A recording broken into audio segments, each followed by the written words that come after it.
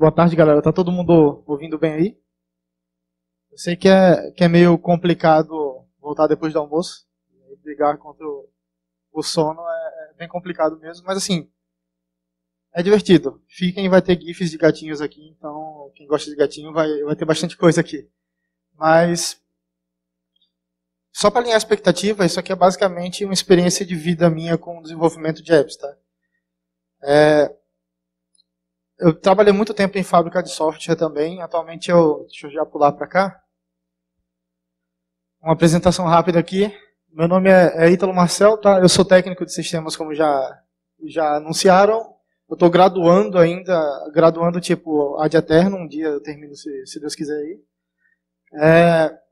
Sou mobile team leader e sou estagiário de infra, porque quanto mais eu aprendo a codar, menos eu sei plugar cabo e coisas desse tipo. Então, tipo, eu já literalmente abri um chamado para o cara chegar e olhar para mim e ver que o monitor estava desligado. E foi uma vergonha, foi bem triste. Esse é meu e-mail. Acho que ficou meio alto agora. Esse é meu e-mail e Twitter e tudo mais. É Ítalo MSS, quem for atrás de mim vai achar. Eu sou do GDG Rio de Janeiro, tá? Sou um dos organizadores. Participo do Android Dev BR. Quem não tiver lá, vocês estão perdendo muita coisa. Sou entusiasta de Kotlin. Estou mexendo com Kotlin há quase 2 anos aí. E, como eu falei, sou da Estônia, tá? Então, assim, eu trabalhei muito tempo em fábrica de software, já peguei freela pra caramba também, e atualmente eu estou trabalhando com um produto e é bem legal. E aí tem uma experiência de tudo que eu aprendi, e assim, é mais introdutório mesmo, e aí eu vou dizendo, ó, se vocês quiserem tirar dúvidas sobre isso, vou estar por aqui, mas assim, eu vou fazer uma timeline aqui, tá? Quem quiser o link para acompanhar agora, pode pegar, tá? E aí vocês podem acompanhar pelo celular de vocês também. Mas eu vou disponibilizar esses slides. Só dar um segundinho aí. Porque quem quiser acompanhar pelo celular fica mais fácil também. Se quiser mandar pergunta lá, eu vou receber e eu posso responder por lá também. Beleza? Vamos. Todo mundo tirou? Pegaram aí? Tá. Vamos lá. Eu vou descrever aqui uma historinha sobre o melhor aplicativo do mundo. Tá? E vocês vão perceber que assim, eu já dei essa talk aqui no finalzinho do ano passado, aí eu dei uma melhorada nela, e aí em janeiro eu também já dei essa talk. E aí vocês vão ver que eu dei uma dividente sem querer, e eu vou explicar o porquê. Assim, o melhor app do mundo, eu como um vendedor do produto que eu estou desenvolvendo. Ele tem notícias sobre qualquer assunto. Eu vejo apenas o que vai me fazer feliz. O app é capaz de prever isso. Customize o seu conteúdo. Pô, muito bom. Cara, eu só quero receber coisa de notícia de futebol. Pô, eu quero ver o detalhamento daquele meu time. Ele jogou, tá, tem um vídeo aqui, tem uma imagem dele. Atualização automática, eu vou acordar, isso já vai estar atualizado lá pra mim. E é de graça. Pô, quero. Vocês já viram isso em alguma coisa, em algum lugar recentemente? Cara, eu vendi isso daqui, a galera, pô, isso aí é um leitor de notícia como outro qualquer do mundo aí. Maio, Google I.O., eu tava lá. Cara, o Google anunciou exatamente isso. Exatamente isso. O Google News é exatamente isso que eu falei. É o que eu tratava como qualquer appzinho de leitor de notícias, os caras fizeram exatamente aquilo de conteúdo adaptativo. Claro que tem inteligência artificial por baixo e tudo mais. Só que os caras fizeram e venderam bem melhor do que eu. Claramente, né? Como eu não trabalho no Google, esse aqui é o meu News App. Lindo pra caramba, né? E aí, ó, tem as notícias aqui. Cliquei numa notícia, lá dei meu scroll, tá carregando tudo. E aí eu vou clicar em uma notícia aí. Foi lá, carregou, tem o detalhe da minha notícia, ele está se adaptando por baixo. Voltei, putz, carregou tudo de novo. Ah não, cliquei na notícia aqui. Não era essa não, vou ver a outra notícia. Carregou de novo. Toda hora que eu for usar o app eu vou ter que carregar tudo de novo. Imagina a experiência do usuário para isso, né? E aí, essa é a reação do seu usuário, do usuário usando o seu app, tá? É exatamente essa experiência que ele tem. Então, tipo, não é fluido, sabe? Não é fluido. Ele vai usar seu app. Ele tem um fluxo do início ao fim, tá? Mas, cara, ele vai sair... O que aconteceu aqui? Então, se vocês olharem, a gente tem que evitar esse tipo de coisa, tá? Então, como é que a gente testa os nossos apps hoje em casa? Cara, a gente sempre testa no melhor celular possível, que nunca tem um celular muito ruim.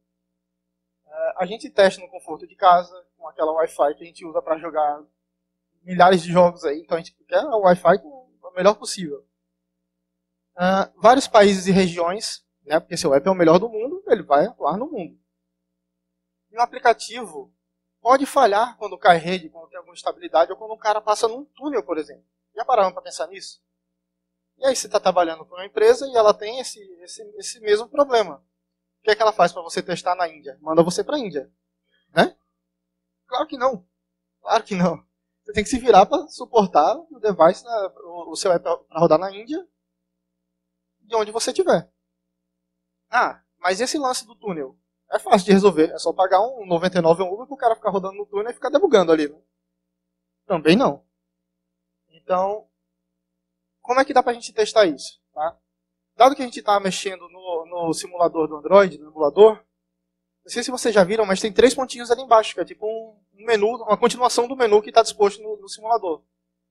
E aí eu consigo mexer, por exemplo, no Network Type, dizer se eu quero um 4G, se eu quero conexão com Wi-Fi, e qual é a força do meu sinal. Tá? Além do mais que, tipo, location, aqui também eu consigo simular algumas coisas de location, tá? Aí a galera que jogou Pokémon GO lá naquele APK brincava bastante com isso aqui. Consigo saber o que acontece com o meu app quando a bateria do celular está em modo econômico, por exemplo. Eu consigo simular isso aqui também. Mas eu consigo, literalmente, parar a internet naquele momento. Aí o que eu descobri com isso daqui? Quando eu estava desenvolvendo um aplicativo de força de vendas, por exemplo, eu tinha um zip gigantesco para baixar, que era tipo todas as imagens dos produtos que o cara tinha. Eu fazia esse download em background, porque eu já era hacker pra caramba naquela época, eu era bonzão. Só que o que acontecia? A internet caía, dava pau. Aí não dava para usar o aplicativo porque eu não tinha nada. Vou lá bonzão, vou verificar se o arquivo existe, senão eu vou resumir o download. O que acontecia? A internet caía, voltava, eu ia lá, o arquivo existia? Sim. Só que ele tinha 1K. E aí eu fui lá e falei, pô, vamos fazer o negócio direito. Vou verificar agora se o arquivo existe e se ele está no tamanho esperado. Aí foi bonitão e aí realmente eu estava me sentindo um hacker ali, você já levanta da mesa ali, resolvi o problema do mundo. E aí o Google do Android 2.4 em diante trouxe esse cara pra gente. Não sei se alguém já mexeu em algum profile da vida do Android Studio? Sim? Pô, maneiro. Mas o que a gente fazia antes para isso daqui? Quem conhece o Retrofit? Pô, maneiro. Quem não conhece, pelo amor de Deus, vamos atrás, vocês estão sofrendo, não sabem. Tá? Mas assim, o que a gente fazia? A gente adicionava o interceptor ali, que ficava logando a requisição. Ele fazia a interceptação disso e ficava mostrando, tipo, ó, eu mandei esse request e essa foi a resposta. E aí o cara ficava lá debugando isso. Com o profile isso não existe mais. Tá? A gente consegue gravar aqui, saber qual é o tipo da latência do Wi-Fi ou do radio que você está usando, se é 4G e tal, qual foi o pico em um período. Eu consigo selecionar um período e ali analisar o que está acontecendo de errado, qual é a anomalia que eu tenho no meu app. E eu consigo saber quais são os requests que estão acontecendo, qual é o tamanho do meu payload, qual é o status, se eu tive resposta de sucesso, se não, e quanto tempo eu passei para enviar e para receber aquela informação. Além de ter um preview ali. Só que tem uma coisa muito importante que me ajudou também em um freela aí que eu ganhei um dinheiro legal e foi rápido. Mas aqui. Tá vendo que ele diz qual é a thread que inicializou aquele request, aquele processo? Um cara chegou para mim e falou, pô, meu aplicativo toma 401 e desloga o usuário. Eu, tá, vamos lá. O que é para fazer? Ele falou, quando tomar 401 é para deslogar o usuário. Eu, beleza, tá pronto. Ele, não, mas não é assim. Não é que esse cara... Eu tenho um token que ele expira em 5 minutos. O cara acabou de logar e tomou um 401. Alguma coisa está errada. E aí quando eu fui olhar, o cara tinha tanta abstração das coisas que toda vez que ele ia fazer fazer algum request em algum endpoint novo, ele criava um novo retrofit. E aí o que acontecia? Ele ia empilhando as telas dele ali, e aí tinha vários retrofits. Em algum momento, um deles dava 401. E aí o que, que ele fazia? Ele apagava o header e deslogava o app do cara. Assim, não importava o tempo que tivesse o token. Ele ia tomar o 401 ali no meio e ali ia deslogar. E aí só foi usar a mesma instância. Está resolvido. Como é que eu peguei isso? Eu vi que a thread que inicializou não era a mesma, apesar de ser retrofit, ser a mesma chamada e tudo mais, não era o mesmo cara. Aí o Profile conseguiu me ajudar nisso aí. Aí eu nunca mais precisei fazer intercepto. Tem um cara que também que a galera usa bastante, que é o Chuck. Acho que alguém já ouviu falar aqui. Ele te mostra também quais são os requests que estão acontecendo, só que no seu aplicativo. E esse cara é útil para quando você vai fazer um QA, por exemplo, você saber em qual endpoint está batendo e o cara poder compartilhar ali. E aí ele não precisa estar pendurado no Android Studio. Mas de resto, esse cara supre muito bem a necessidade. Aí como é que eu sei agora qual é a velocidade da minha internet? Do cara que está usando o app ali. Eu tenho 3 caras que conseguem me ajudar. Tá? Eu consigo, utilizando o Network Info Class, eu consigo saber qual é a minha conectividade, se eu estou utilizando Wi-Fi ou se eu estou utilizando algum 4G da vida. Vou mostrar um exemplo rapidinho. Um outro teste é como esses FASTs, esses speed tests da vida fazem. O cara faz um download de um servidor dele, ele pega o servidor mais próximo, e aí ele vai lá e faz um cálculo em cima disso. Beleza? E você pode usar algum lib qualquer para te ajudar. Então, utilizando aqui o Network Info Class, eu vou lá, pego o meu Info Class com o meu contexto, e aí aqui eu consigo saber se ele já é Wi-Fi. Se for Wi-Fi, tá aberta a porteira aí, eu vou fazer o download da internet inteira. Se não, eu só quero saber se é mobile. Aí aqui eu entrego uma imagem para o cara que talvez tenha um tamanho menorzinho. Mas, cara, eu trabalho no Netflix da vida. Então, eu quero saber se o cara, além do mobile, ele está no 4G, se ele está no 3G, se ele está no 4G+. Você tem esse nível de detalhamento aqui. Então, cara, você consegue saber o intervalo de kbps que você está utilizando naquele network info, tá? Então, você consegue saber se o cara está no Edge, se ele está no 4G, se ele está no 3G, se ele está no Wi-Fi, e aí tomar alguma ação específica relacionada a isso. O cálculo básico é aquele lá que você estava falando, que eu estava falando para você baixar um arquivo e aí fazer o comparativo do tempo que ele levou, tá? Você transforma isso para segundos e aí você faz aquele cálculo básico para saber o kilobytes por segundo.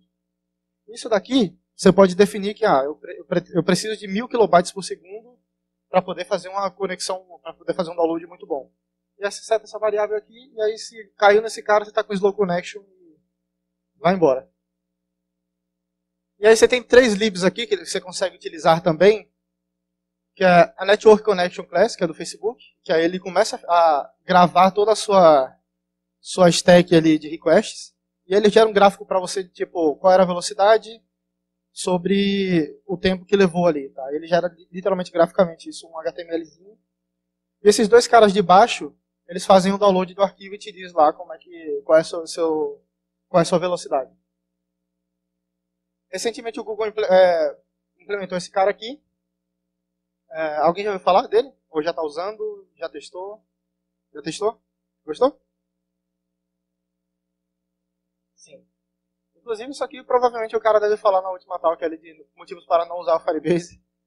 Então, mas assim, esse cara específico eu estou usando e está sendo legal. Por exemplo, eu consigo saber do meu app qual é o response time, qual é o request payload, qual é a success rate e o request payload também.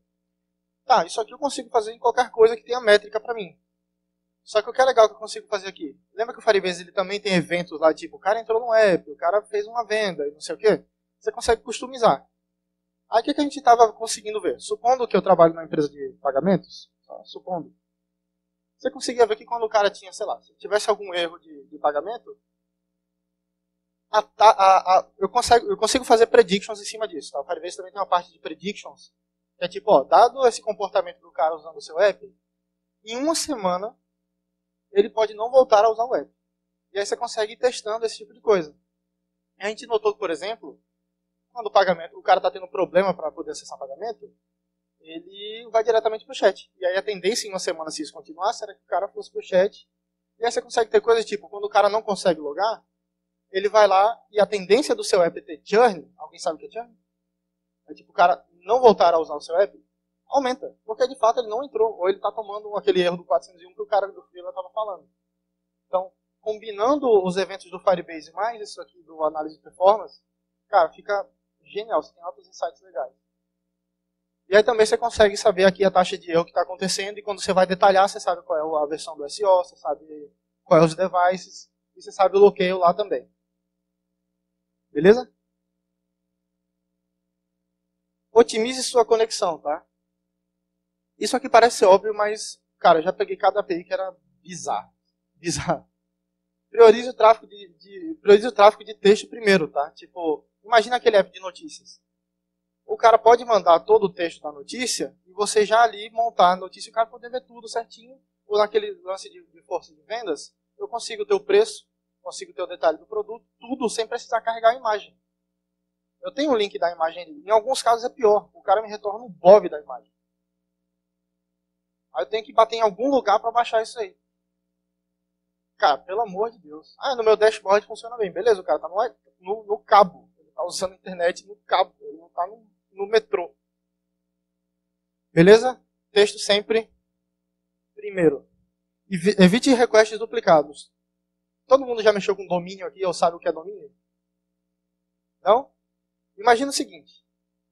Você tem ali, no meio do seu JSON, você tem, isso aqui é, sei lá, uma venda. E essa venda foi efetivada com uma bandeira de ID tal. E esse ID tal não vem dentro do seu JSON. Aí o que você vai? Você vai bater no domínio, que é o que diz, esse ID corresponde à bandeira Mastercard. Aí beleza. Isso aí é para poder evitar que aconteçam merdas do cara mudar o nome de Mastercard para Ricardo. E aí você está comparando a string ali de Ricardo, nunca vai dar certo, mas o ID funciona. Beleza? Eu preciso carregar todo momento esse domínio? Não. Não é todo dia que a Mastercard vai mudar de nome. É? Eu espero que não. Mas assim, não vai ser naquele 1 minuto de sessão que o cara passa diário no meu app, que isso vai mudar. Então toda vez que o cara for lá, por exemplo, na notícia, foi e voltou, e foi e voltou, e eu estou fazendo um request de novo, cara, é o mesmo dado. É o mesmo dado. Então evita de fazer isso, tá? Ajuste o seu conteúdo de acordo com a sua conexão. A gente já tem caras que fazem isso. Netflix faz isso, YouTube faz isso, Spotify faz isso. O Deezer faz isso também? Faz? Ele faz, mas ele faz de uma maneira muito bizarra. Porque quando o Deezer ele nota que a qualidade caiu na sua conexão, o que é que ele faz? Reseta o buffer. Você estava ouvindo a música e está na metade, você vai ouvir a música ruim agora de novo. Você estava na metade na qualidade boa, eu vou fazer você ouvir ruim desde o começo. É para você ter uma experiência maravilhosa. Esses caras aqui, você nem sente que tem buffer ali, a não ser que você literalmente tenha sem internet. Aí você tá lá no Netflix ali, fica tudo quadriculado, mas não tá rolando. O filme tá rolando. Spotify é a mesma coisa. Beleza? E aqui tem um exemplo clássico. Você se preveniu um monte de coisa ali, você está fazendo você tá faixa preta de programação defensiva já. Aí vem um cara fazer que vai te fornecer um endpoint, ele vai lá e faz um select asterisco from. Aí traz tudo, tá? Literalmente tudo para você. Eu tenho um dashboard aqui que o cara usa todo dia, cara, 10 segundos para ele usar. Só 10 segundos ali. Aí beleza, eu tenho 10 segundos que eu vou baixar, se eu tiver sorte do cara estar no Wi-Fi bom, ter mais, sei lá, 3 segundos que eu vou fazer de in and out, né? Eu vou ficar lendo aquilo ali, fazer toda a parte da conversão do JSON para minha classe. E ainda tem um tempo de renderizar na tela. Aí o cara vai lá, 20 segundos para poder ver o saldo diário dele. Pô, bonzão, né? É um internet bank. E aí, cara, quando você permite que o cara faça query parameters, que você separa as coisas, imagina o seguinte. Todo mundo conhece SPC e Serasa, tem todos os dados possíveis, tem no telefone da sua irmã, da prima, da tia, não sei o que, tal grau de parentesco. Mas só quero mostrar o nome e o e-mail do cara. Eu só quero mostrar o nome e o e-mail do cara. Eu preciso fazer 32 requests ali, trazer 1 terabyte de dado para isso? Não. Mas o cara da API não quer fazer. Ele não quer fazer do lado dele. Já está pronto. Ninguém está reclamando. Aí tem uma parada que você ganha qualquer argumento aqui. O Bira, que teve a manhã inteira dele aí, me falou isso aqui uma vez e eu achei genial e eu uso isso para ganhar qualquer argumento. O usuário paga por cada dado desnecessário que você pede, que você utiliza. Cara, tem gente, nem todo mundo tem um Team Beta da vida. O cara tem, sei lá, 10 megas de internet diária. Aí você traz 10 megas para poder mostrar o nome e o e-mail dele. Aí o cara, em vez de estar no WhatsApp, ele vai estar usando o seu app para isso? Não. O cara vai desinstalar e pronto. Valeu, falou. Então, se alguém te perguntar um dia quanto é que custa o seu app para o usuário final, cara, o meu app custa 10 megas. Simples. Ele é grátis, na verdade. Mas ele custa 10 megas. Ele custa 10 megas de armazenamento. Então, é bom a gente tomar cuidado com isso. Tá? Imagens. Polêmico. Aqui é bem polêmico. Porque todo app é bonitinho se ele estiver cheio de imagem. Né? Pô, eu quero ver um monte de coisinha lá aparecendo no meu grid. Vocês sabem o que é isso aqui? Alguém sabe? Alguém chuta? Caralho, bicho, parabéns. Na moral mesmo, parabéns. Essa é a maior imagem que existe no mundo. Caralho, parabéns, velho. Ela tem 353 gigapixels. Cara, eu tô com um celular que tira uma foto a 12 megapixels. Imagina o tamanho dessa imagem. Aí você vai lá, pô, tô fazendo uma galeria, né? Fazendo uma galeria de imagem aqui. Onde é que essa imagem vai ficar no seu app?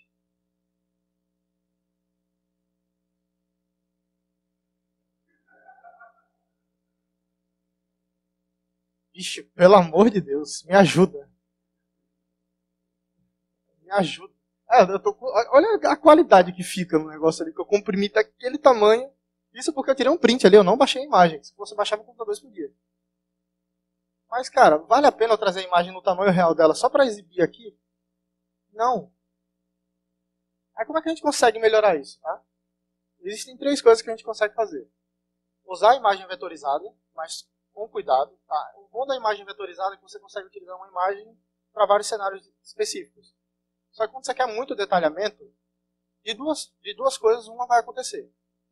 Ou você não vai ter tanto detalhamento, porque esse cara aqui, ele tenta renderizar a imagem de acordo com o que você passou de especificação, e aí ele vai tentar pegar os pixels em volta para reaproveitar. Então quando você tem uma imagem sólida, sei lá, um triângulo amarelo, um círculo vermelho, com pouco detalhe, esse cara se comporta bem. Ou você anda com a GeForce Titan no bolso e manda esse cara renderizar a sua foto ali. Tá? Tem essas 2 opções. Dynamic Image Sizes, tá? Você consegue, dado que você tem toda aquela informação de conexão, você consegue pedir uma imagem específica para aquele tipo de informação ali. Ou sei lá, você está observando que a internet está mudando, você já vai falar para o cara, eu estou com o placeholder dele aqui, mas quando ele clicar na notícia, traz uma imagem com qualidade um pouquinho baixa, porque ele está com conexão ruim. Sempre use placeholder ou low resolution thumbnails. Tá? Por que isso é importante? Lembra daquela imagem que eu mostrei lá atrás? Eu não preciso da imagem no tamanho completo para exibir num cantinho da lista. Beleza? Aqui um gráfico rápido que é bem simples de entender. Aqui é a velocidade da internet e aqui é a qualidade da imagem sugerida. Alguém sabe o que é o WebP aqui? Já usou? 2 pessoas. Quanto mais lenta a sua... Pronto, o WebP é um formato que o Google fez para poder otimizar carregar imagens no web. E funciona no Android 4 em diante. Tá? Se você não está usando o Android 4, desculpa. Pelo amor de Deus. Do Android 4 em diante. Então, eu consigo escolher qual é a taxa de compressão que eu vou converter a minha imagem para Android para WebP. Então, ó, quanto melhor a sua conexão, menor vai ser a taxa de compressão. E aí, de repente, você está com a internet muito boa, você já carrega o JPEG lá e manda ver. Tem uns caras que ajudam nisso. Já ouviram falar de um dos dois? Quem já ouviu falar aí? Show. Pô, ainda bem, graças a Deus. É isso aí. Mas, cara, a chamada dos dois é igual. É basicamente igual, tá? Você vai dizer que você tem um contexto, que você quer fazer o load de uma URL, tá? Isso aqui é uma URL, eu estou usando uma variável. O Picasso ele tem uma coisa diferente. Eu consigo setar qual é a prioridade no carregamento daquele cara ali. Então, por exemplo, lembra que eu tenho um app de notícias? Às vezes eu tenho lá um header dele, que é tipo Breaking News. E aí eu quero que essa imagem apareça primeiro de todas as outras. Eu boto a prioridade dela ali. Tem um problema. Quando você seta tudo que é tudo prioritário, o que acontece? Nada tem prioridade. Então é bom tomar cuidado quando for usar esse cara aqui. E atenção. Muita atenção. Esse cara faz cache para você. Pô, maravilha. Não preciso baixar a imagem toda hora. O que é que ele usa para fazer cache? Alguém já teve algum problema com isso? Já tiveram? Alguém falou assim, né? Ele usa o nome da imagem. Aí hoje, minha notícia é notícia 1. Amanhã vai ser notícia 1 no dia seguinte. Qual é a imagem que ele vai mostrar? A notícia 1. Porque está cacheado e o cache dele está, sei lá, para durar. Você disse que vai durar um dia o cache dele. E aí você vai ter problema com isso. Então cuidado com o nome. E assim, faça cache de tudo, tá? Porque a internet é meio ruim, o mundo é tirano e a gente não gosta de load. Então aqui, como é que a gente faz um cache eficiente? Cada ponta pode definir o seu cache control.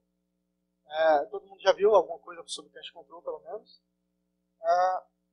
O cache aqui diz como é que eu vou armazenar a minha resposta e qual é o tipo dela, se vai ser público e o tempo de armazenamento. Aí aqui, voltando para o retrofit, eu consigo fazer um interceptor. Cara, bem simples para botar cache e vocês vão ver que o ganho é inacreditável.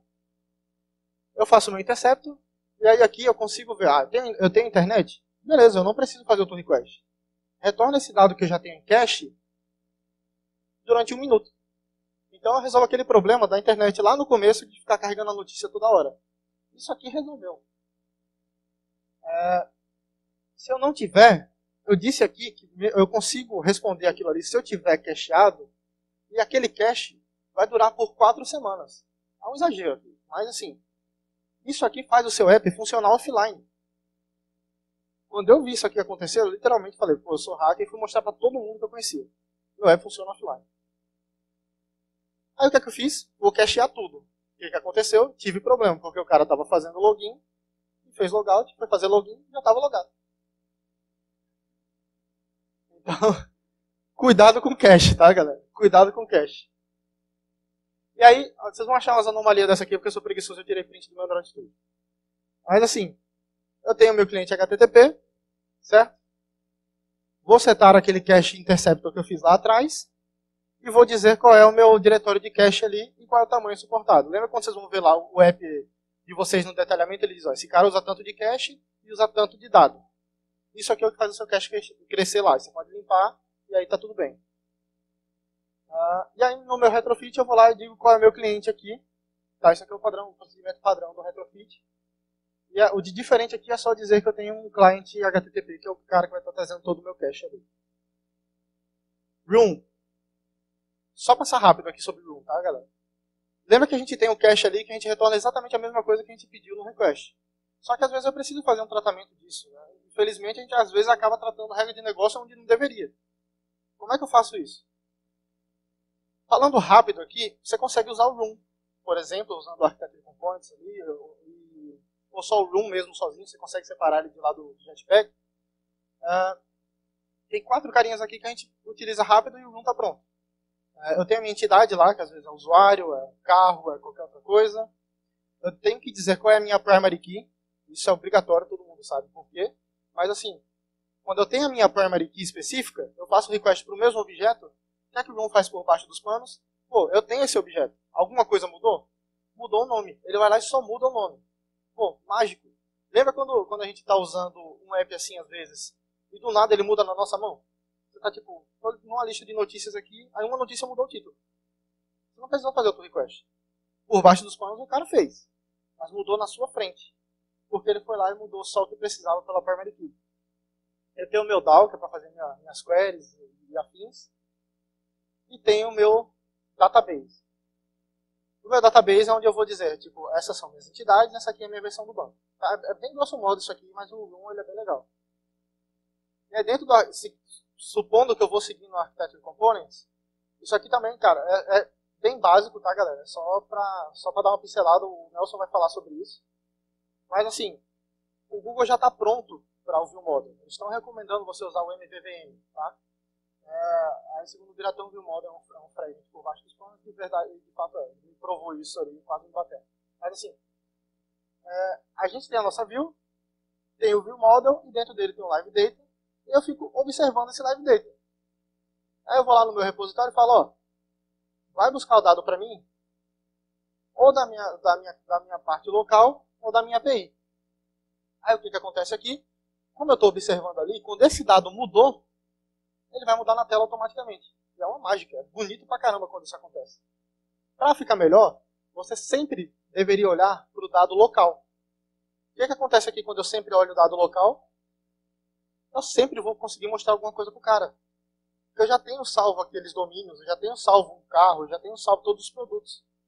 Eu faço o request por baixo dos panos, ele vai mudar na frente do cara ali com ele usando. Mas eu já consigo trazer dado para ele, ó, eu tenho isso aqui rápido, vou pegar o resto. Beleza? E aqui, esse cara, ele é complexo, tá? Mas assim, é só para justificar aquilo que eu falei para vocês, que ele atualiza automaticamente. Esse cara, ele permite agendar tarefas baseadas em recursos. O que são recursos? Bateria, a conexão, latitude, longitude, o bloqueio, isso tudo é recurso do seu celular. E aí ele foi implementado do Android Lollipop para frente. E aí eu consigo, quem usa muito esse tipo de coisa? Notícias e podcasts. Sabe quando você acorda de manhã e seu podcast já está baixado? Alguma mágica aconteceu. Então, um cara desse provavelmente está rodando por baixo dos panos. Ignorem esse contexto aqui, mas basicamente, esse cara eu consigo dizer qual é a latência, qual é a minha deadline, se a minha internet, por exemplo, aqui, ela está metrificada ou não. Se ela não estiver metrificada, eu vou literalmente baixar 1 gigabyte do cara aqui, sem problema nenhum. Quando ele acordar, está tudo pronto. Se meu device vai estar idle, se o cara não vai estar usando o device ali, e se ele está carregando. Talvez você quer fazer esse download todo e descarregar o celular do cara, vale a pena pensar nisso aqui. E aí aqui embaixo, eu escalonei ele para poder rodar num período específico, eu coloquei ele em cima. Por que eu não estou usando o Work Manager aqui? Porque esse cara ele faz a mesma coisa. O Work Manager ele faz a mesma coisa, só que ele tem umas coisas melhores. Eu só coloquei esse cara aqui para poder justificar aquilo que eu falei, tipo, todo dia de manhã o podcast baixou. O Work Manager, eu não consegui até o momento agendar para fazer aquele work diariamente. Não sem um cara mandando ele fazer isso por fora. Esse cara eu consigo dizer que eu quero isso todo dia. Beleza? Data Save no Android Nougat. Você se preparou para tudo. Seu app agora é blindado. Funciona offline, online, tudo. Só que assim, você consegue agora, a partir do Android Nougat, travar aquele cara de fazer request em background. Pronto, o cara cortou suas pernas. Acabou seu app. Aí o que você faz? Você tenta não exagerar com as coisas. No Android 9 isso ficou pior. O Android 9 ele literalmente diz que o seu app tá destruindo o celular do cara. Ele chega lá, tá aqui, ó. Esse app aqui descaradamente comeu 1 GB da sua internet. Vou bloquear. Você concorda? Aí é claro que o cara vai dizer, pô, pelo amor de Deus, bloqueia. Então assim, evita exagerar por baixo dos panos, tá? E beleza, o cara foi lá e limitou a internet. Limitou o que eu consigo fazer em background. Aí eu vou lá, pego qual é a minha restrição, chamando esse método aqui. E aí se eu tiver whitelisted, beleza. O cara disse, ó, eu concordo que esse cara pode comer a minha internet inteira, porque ele é muito importante pro meu dia a dia. Aí aqui você vai lá e baixa a internet, baixa o giga inteiro todo dia. Beleza? Porque você está whitelisted. Então você não vai ter problema nenhum. Aí se você tiver blacklisted, aí só sente e chora, porque você vai ter que abrir o app ali e executar a ação na frente do cara. E aí uma dica final, tá, galera? Não adianta você fazer todo esse trabalho e na hora de renderizar a tela, na frente, você fazer um monte de besteira.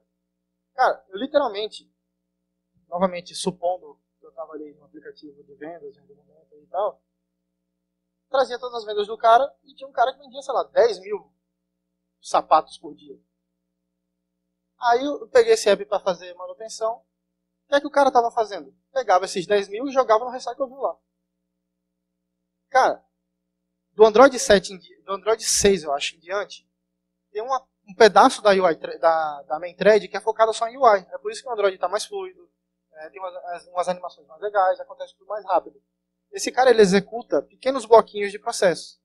E esses bloquinhos geralmente levam 16 milissegundos, ou o suficiente para manter o seu celular a 60 frames por segundo, por causa da fluidez da tela.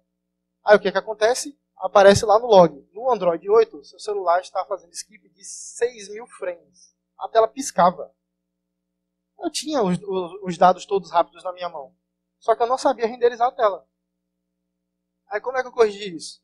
Eu fui lá, fazia um prefetch de 10 itens, entregava para o cara, e conforme ele fazia scroll, o endpoint estava paginado, e eu pedia a próxima página, próxima página, próxima página, e ficou tudo certo. Beleza? Outra dica legal. Sempre que possível, use Constraint Layout. Porque esse cara vai deixar o seu layout flat e não vai renderizar toda hora. Tipo, usei peso. Ele vai renderizar uma vez, renderizar outra vez. E dependendo do número de views que estejam incestados ali, nested, ele vai renderizar até ele poder montar a tela. Ele vai remontar, remontar, remontar. E aí imagina fazer isso com aqueles 10.000 itens de venda. Isso acontecia. Tá? E aí esse tipo de coisa a gente só vai saber ali no dia a dia. Mas é uma dica bem legal. Não adianta ter a melhor internet do mundo se você não conseguir montar a tela.